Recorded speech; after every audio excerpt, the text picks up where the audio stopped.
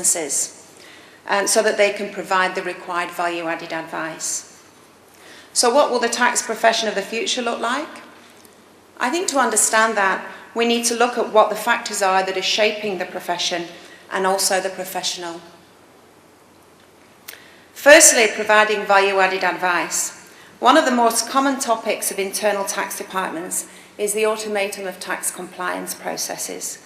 This has led to greater pressures on the tax firms to provide lower cost initiatives, particularly on compliance work. A challenge in itself when the standards and the technical skill sets are expected to remain unchanged. The revenue are also investing heavily in automating their own processes. With tax technical information being more readily available on the internet, essentially tax compliance is moving towards being a much more commoditized product, albeit at a very high skill set level. At the same time, however, business transactions and the way companies are structured, particularly with respect to their processes and their operations, they're definitely getting much more complex. To drive up value, therefore, it is critical that professionals are able to work effectively and as efficiently as possible to provide a low-cost solution to the compliance work. This may, of course, ultimately mean that many firms may need to move along the same path as those in Europe, US and Australia have already done in considering offshoring certain processes around the compliance to find lower cost options.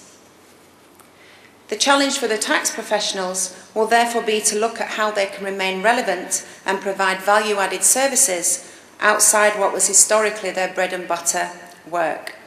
Obviously, this is not an easy task, and when the technical tax information is readily accessible through the internet. Clearly, this regards the development of in-depth technical specialist skills will be fundamental to the future. If we also look at the increasing profile and corporate governance, it's basically 7 years since the audit world changed forever with the disclosures about Enron, WorldCom and Adelphia's working practices. The focus was really on the changes and how they affected the accounting profession, but I think more fundamentally it was as much, if not more, disruption that was caused to the way that tax operates as it did for the accountants. Despite the disruption, positives were found as tax increasingly has become a topic in board meetings. People with no interest in tax advice are now keen to understand that advice, to understand what risks are involved and what potential exposures there may be from making front page news with various tax avoidance techniques. There is an increasing awareness that there is such a thing as aggressive tax planning.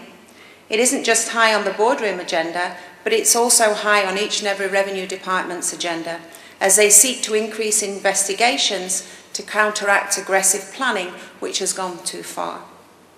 With this profile, there is clearly a need for a code of conduct by which we measure ourselves and each other to ensure that standards are set and the integrity of the profession is maintained.